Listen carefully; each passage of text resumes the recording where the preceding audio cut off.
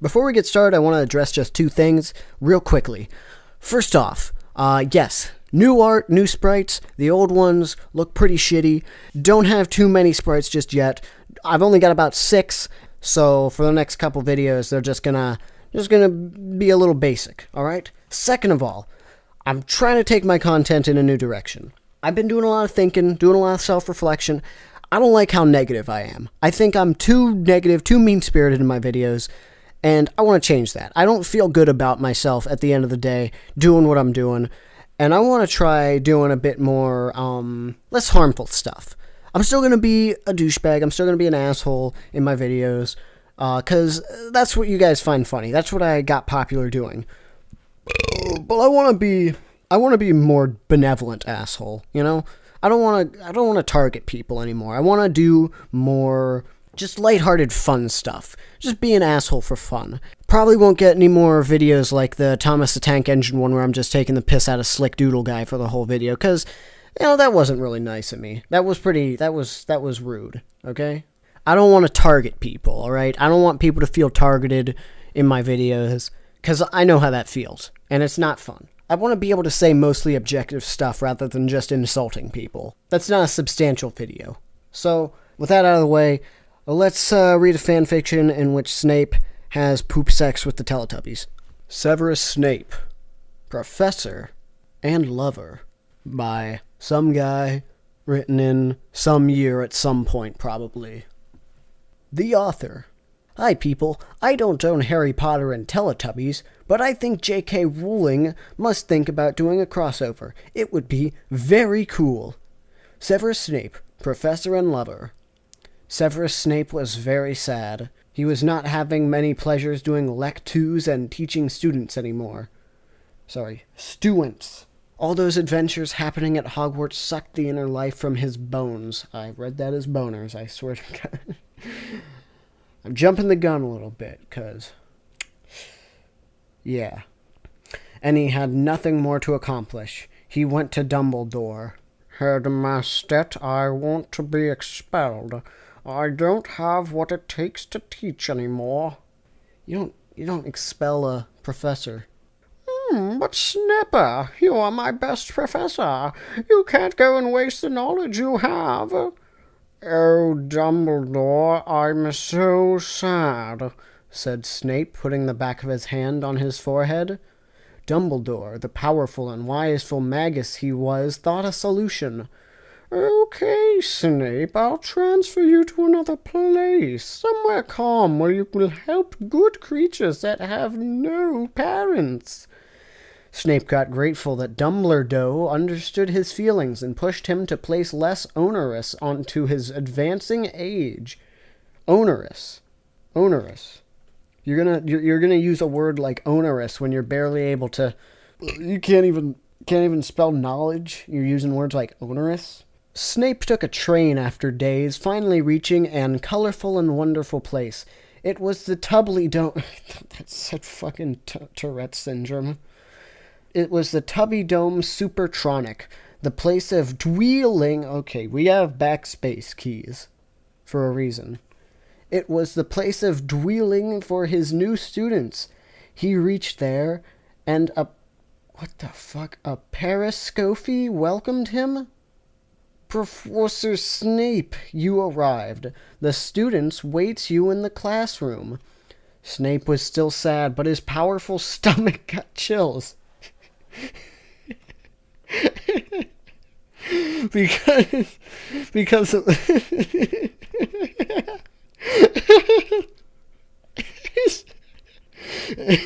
fucking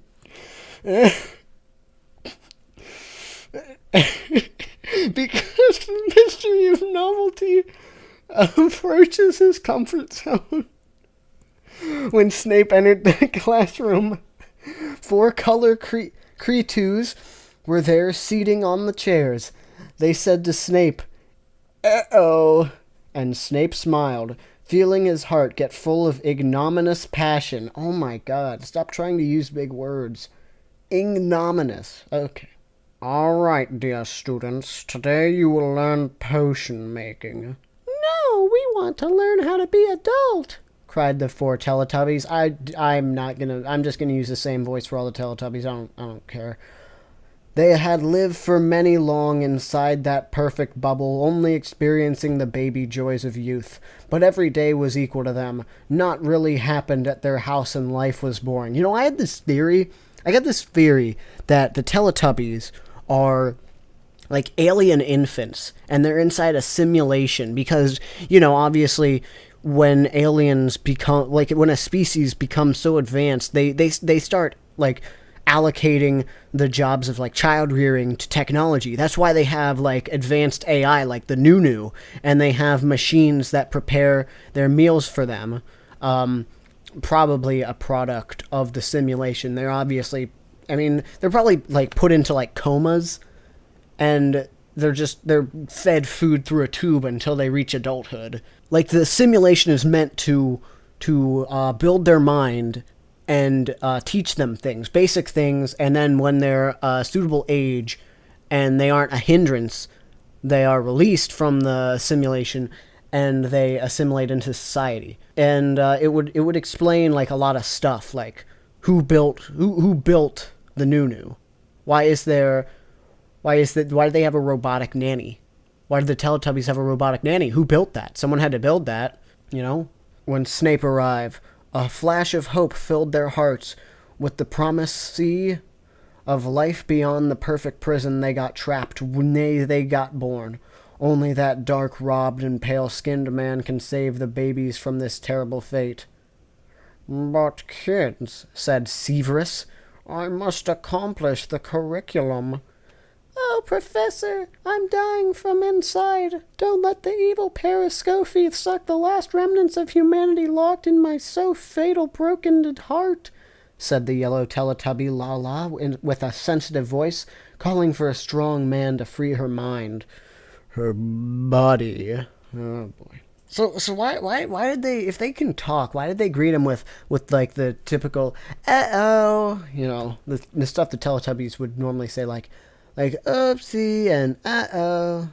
Snape looked at her and felt something funny inside his pelvis. It was a long time since the last time he had shared an intimacy-filled moment with a woman. Snape was starting to break. But Teletubbies, if the Periscope woman watches us, how can we have privacy? What is Periscope? The purple leader, Tinky Winky, got up and uttered with his powerful throat.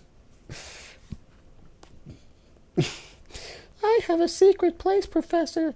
We can learn there and free ourselves from the bounds of madness that the others inflicted upon us, he said, hitting his chest with a clenched hands. Snape looked down, thought, and followed the purple leader. They opened a secret door inside their house, a door leading to the basement. The place was full of rats and cockroaches. Water infiltrated the place and mold smell was present in dangerous quantities. A lot of earth and dirty was covering the place, and a hole in the wall could be seen. You are making a hole? Yes, Snape, said Tinky Winky. We must escape. So we are creating an exit route to get out of the evil crunches. the evil crunches of the woman Periscope. Oh, I must help you, Teletubbies. Professor, said Lala. First, teach us how to adult. Damn. This was really ahead of its time. It came up with a I don't know how to adult sort of meme before it was even popular. Snape nodded in agreement. He, with his wondrous magic wand, created a giant bed and some wine and cheese to accompany this illustrious wisdom moment. Teletubbies, lay her with me. I'll teach you how to be a man. Oh, but you, Pooh, aren't ready yet. You are too young, baby. Stay here in the corner, and you play with your small hose. And Pooh got sad, but nevertheless, he did what Snippy said and watched the others while they got teached. Glad to know the author's aware of where to set boundaries, because Poe got involved, or Pooh got involved. This would just be fucked up. This would be weird. So, said Snap, Lala, you make a pair with me. Tinky Winky, you go with Dipsy. Watch me while I play with Lala and mimic my movements. This way you will learn. Snape then got on his nest and looked at the Lala. She was sweating a bit. "Don't be afraid, small yellow girl. Just spread your legs." And she did. An engorged vagina shined at her crotch, but it was full of cotton yellow pubic hair. Snape picked up a scissor and cut it. Just one scissor. "Snape," said Dipsy, "Tinky Winky have no crotch mouth, but a very strange tongue. It's filled with a purple wrinkled skin." "Oh, Dipsy, he doesn't have a crotch mouth, but behind him you will find a pork's eye. Don't be afraid. It's dirty, but after a while you will like the fine flavor of melted chocolate covering your lips. Oh, God." Dipsy turned Tinky Winky, and the purple Teletubby revealed his deep blue... Dipsy turned Tinky Winky, and the purple Teletubby revealed his deep purple anal hole. What do I do?" asked Dipsy. "The same I will do with Lala. Don't be afraid. Tinky Winky will scream and moan, but you will go on," said Snape with a calm and softful deep voice. "Oh, Professor," said Lala with a moaning, lustful voice, "I think I peed myself. I'm feeling moist." "No, Lala, you not pee. You only are happy that I'm here." "Seriously?" "Yes. Now suck my index finger." And she did. And Snape unclothed himself. His pale, shiny penis appeared, and all of the Teletubbies got impressed. His nutsack was very white and hairy, and exhaled a snake oil parfum essence. Oh, God. Lala felt a jolt of plusray down her antenna. "Now, boys, do as I do." And then Snape introduced his wizard wondrous penis inside Lala. She screamed, "Ah!" And a flush of yellow blood got expelled from her now broken hymen. Ew. Yellow blood? Fucking, what is this, Sin City? And a flush of yellow blood got expelled from her now broken hymen. The yellow blood covered Snape, and he rubbed himself with that sticky liquid. Ugh. "Professor," moaned loudly Lala, "isn't this wrong? I'm feeling so dirty." "No, Lala, don't be ashamed. When you bit the forbidden fruit, the knowledge will fulfill you innermost desires. Be my Eve." And Snape punched her uterus with his Roquefort penis. Roquefort? Roquefort? His Roquefort penis? What does that mean? Wait a minute. Roquefort. It's a cheese. That's a cheese. The Teletubby girl moans more and smiles her face. Dipsy do the same on Tinky Wonky, puncturing the purple asshole with the green penis he is so proud of. Tinky Winky screams, "Ah, you hurts me, my dear friend. Stop, I cannot withstand your protuberant awfulest of delectation."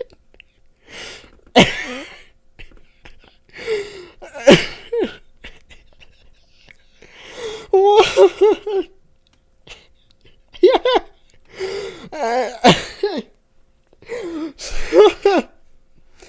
Stop! I cannot withstand your protuberant obelisk of delectation. Oh my God! Your protuberant obelisk of delectation. What the? I can't," said Dipsy with a condescending voice. "Professor said I must go on with our journey throughout the steps towards a greater understanding about our true nature as alienated species from our parenthood." Tinky Winky was suffering the destiny of those under the yoke of their own expectations. This got really philosophical, man. This fanfic is making me question my existence. But Snape was wise and appealed. "Dipsy, use your bodily fluids to appease the sorrow of your roost companion." Dipsy then spit on his hand, an immense gob of putrid mucus. If you guys know one thing about me, it's that I fucking hate mucus. I hate, even the words that describe it. And, this is gonna get really gross for me really fast.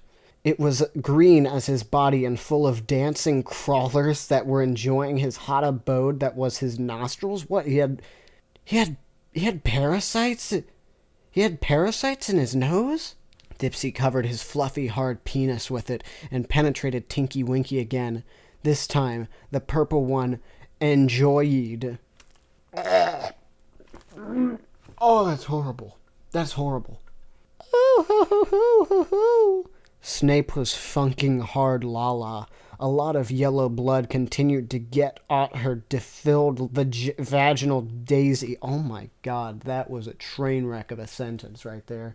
The pain hurted her much.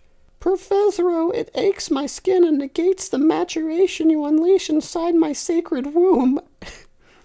Recall my yellow student. After a while, no pain can touch you. Wait the massage of gods. And she did. After a while, the orgasm started, and she had multiple ones. Her chest grew a pair of xanthous breasts, and they lactated the nectar of the houses of holy. But she wasn't in her mature years yet, and her bowel controls were rudimentary. The orgasms unleashed a cataract of pappy hot shit through her untouched lutellus anus. The slop of dung covered the bed, and the smell was atrocious. The flow was so intense, globs of her shit splashed at Snape's legs and hit his pale and sweet face. Oh, God. How much more is left? Oh, my God, there is a lot more of this left.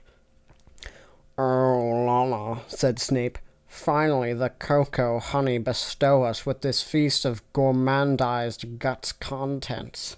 And Snape rubbed his face with the black, fetid hodgepodge ooze Lala vomited with her anus. It was so hot and disgusting that Snape vomited a mash of orange juice, bloody spaghetti, and Mama's chili pepper over her lustful body. It reached Lala's vagina and burned it and splashed all over her tummy. She rubbed the vomit all over her belly and breast and swallowed a good portion of it. Lala is happy. She reached a new stage of illumination, and now can let go of her shame of being the mistress of a snake old man. Dipsy took a portion of that hot boiling dung and deposited it inside Tinky Winky's anus. Now, the penetration is complete. They are enjoying the most complete recollection of humans' past lives, as being dippings inside their own bodily properties. Snape, said Lala, can I penetrate you too? Snape got pensive. He never thought about something so insulting to his manhood, but the pleasure was so insane, he nodded with a moan. Yes, and Lala prepared her finger full of vomit and macaroni strings. What are macaroni strings? She moved slowly her index finger and prepared to penetrate it, and she did. The finger entered Snape's left nostril and started to... What? The finger entered Snape's left nostril and started to fuck it. Okay, that went in a different direction than I was expecting. She was fast and didn't want to lose time. As Lala fucked Snape's nose, the vomit in her nails entered it, and he breathed in. He gauged and coughed the bloody puke, and it hit Lala's eyes, but she laughed. Lala then put her other index finger inside the other Snape nostril, and he felt the pleasure more intense. Lala's tits lactated like no other in the world, like a fountain of milk and passionate dung. The milk and shit shower was so intense it reached Pooh, that was at the corner masturbating to the whole scene. He drank the shitty covered milk and peed himself in pleasure. Even a small Teletubby have the right to feel the magnificent joy of the motherly nourishment coming from his sister's breasts. Now, Snape is ready to come. He grabs his penis and felt the throbbing coming, and then the cumtastic delight comes out of his powerful snake hose and fills Lala's small vagina with a gorgeous and thunder-striking goo that overflows her and washes the last pureness that yellow and sexy body had one day. She comes too, and now she is a complete FL. A yellow and tasty alien woman girl with nice... Alien woman girl! See? I told you. Theory confirmed. Alien. Aliens. They're aliens. With a nice and softly cotton breasts. Her Teletubby body got gorgeously tasty, and even her brothers think she is delicious now that she have breasts. Dipsy comes inside Tinky Winky too, and the two cotton alien boys now discover what it takes to make a real action hero. "Boys," said Snape, "you have graduated. You now are full-fledged, mature, and responsible adults. You can take care of your own butts and do with it all you deserve." Pooh was a little sad, but she knew her time would come. Earlier in the fanfic, Pooh was a boy. It's like the author realized that he made a mistake and just decided to fix it halfway through, but not before. "Snape," said Tinky Winky, rubbing his cum-covered and hurting ass. "We must escape. The Paris Chope woman is already searching for us because we haven't returned to sleep." "Okay, Tinky Winky, you lead the way." And the Teletubbies and Snape followed Tinky Winkies down the hole they excavated. The cave was very dark and long, but Snape used his wand to illuminate the way. That's the luck spell. As they walked down the cave, a light at the end of the tunnel was near, and they raced towards it. But someone was expecting them, a figure facing the cave with his back turned against the light of the tunnel. "You shall not pass," said the voice. "Who are you?" asked Snape. "I'm very disappointed with you, Snape. I thought you had a rocky shadow heart, but it seems I'm wrong. It was a mistake sending you here to placate these little rainbow bastards. A mistake I'm going to correct." "Wait, I know that voice. It's..." And then the figure emerges from the light, creating a flowing flame around him, and his face was revealed. "It's Dumbledore!" "No, you!" shouted Snape. "Yes, me. Why do you want with the Teletubbies?" "Oh, don't you know? They are Death Eaters, Snape. We must kill them." The Teletubbies are Death Eaters. That's great. "Death Eaters? That's impossible." "No," said Tinky Winky. "It's true. We work to Voldemort." Snape got awed. "No. Why?" "Voldemort promised that he would free our homeland from the Dementors' horde invasion. But as we worked for him and infiltrated inside the Hogwarts, Dumbledore caught us. Now he absorbs our energies to fuel his mecha bulldozer that..." Shut the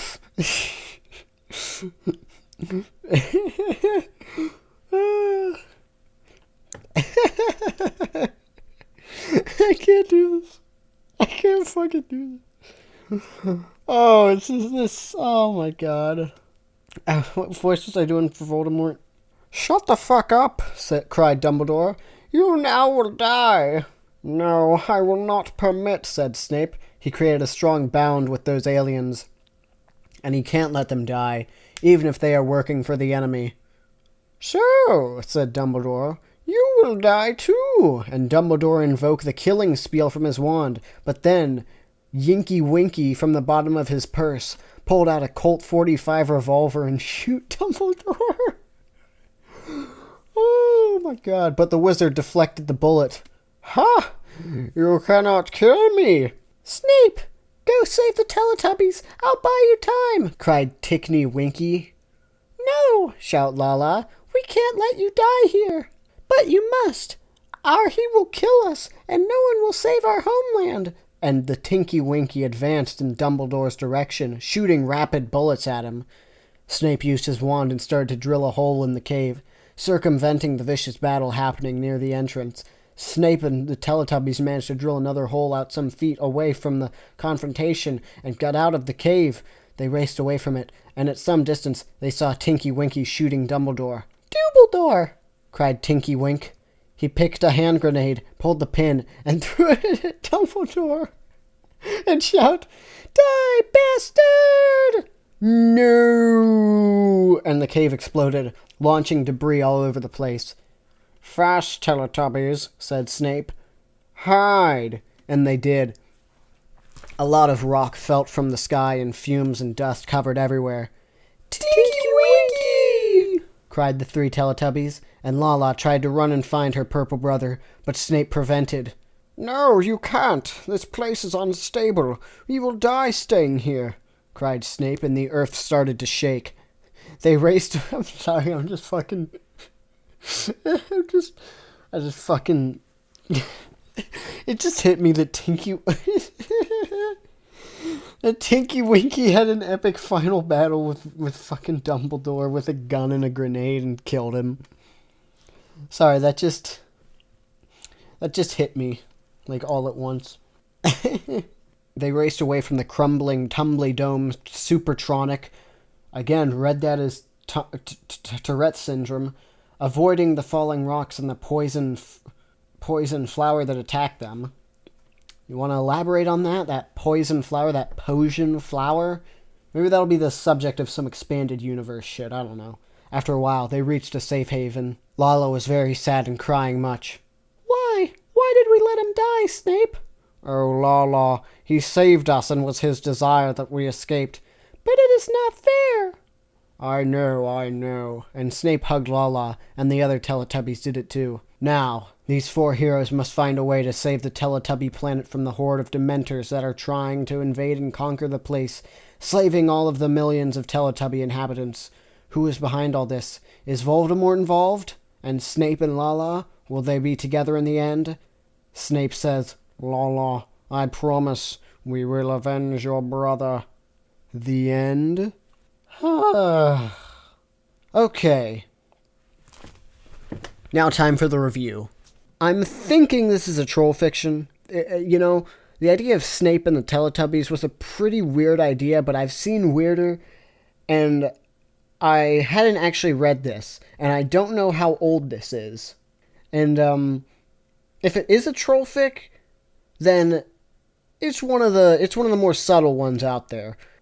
There are some fan fictions that are really obvious that they're trying to troll. There's an entire category of them, troll pastas.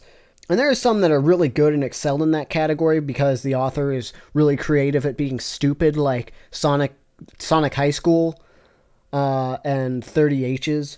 If this is a troll, then it's pretty good. It had some funny lines in there. Snape and his Rockefort penis. And what was that one? The obelisk of delectation being used to describe a penis. That one made me laugh. It was also really gross. Horribly gross. One of the more gross things I've read in my life. The thing about the using mucus as lube.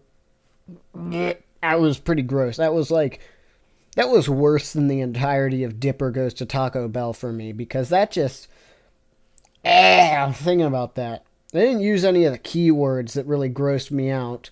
But, it's still pretty gross. Wasn't too long.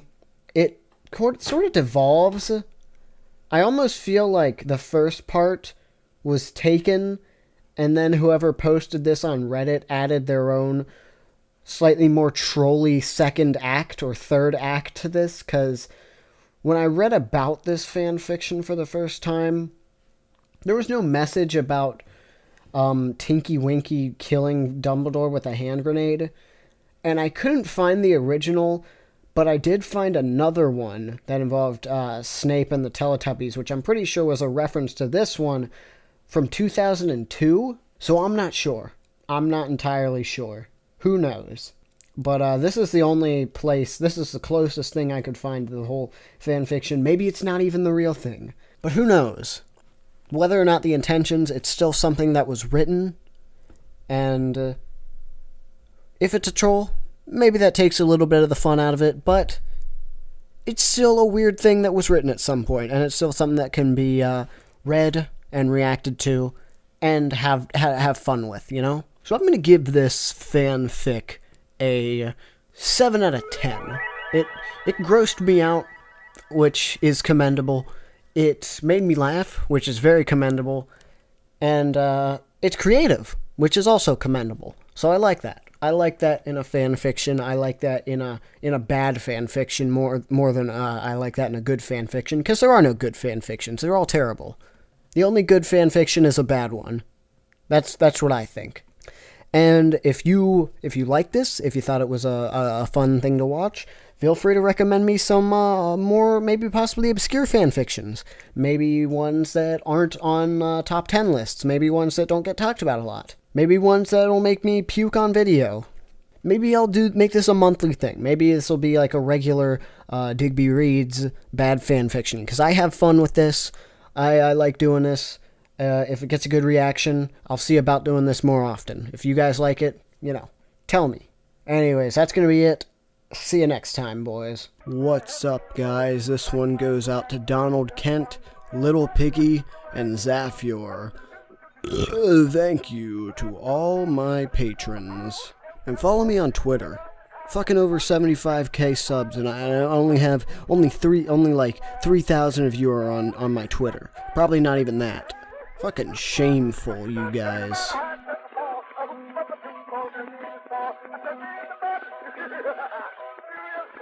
What do you guys think of the new outro music?